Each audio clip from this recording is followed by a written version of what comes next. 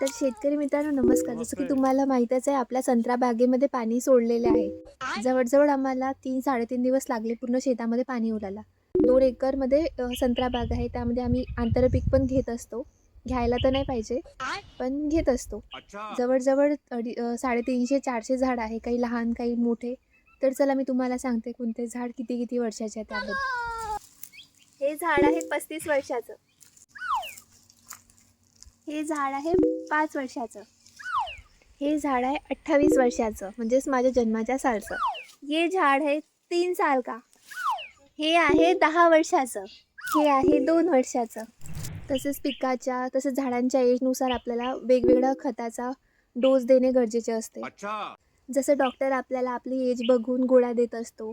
250 mg 500 mg त्याच प्रकारे आपल्याला झाडालाही खतांचा डोस द्यावा लागतो. समजा संत्र्याचं झाड 5 वर्षाचं आहे, त्याचा थोडा खताचा डोस कमी असणार. तेच झाड जर 35 वर्षाचं आहे, तर त्याचा डोस आणखी थोडा जास्त असणार. तर शेतकरी मित्रांनो, मी या व्हिडिओमध्ये तुम्हाला सांगितलं की आमची संत्रा बाग 2 एकरमध्ये आहे.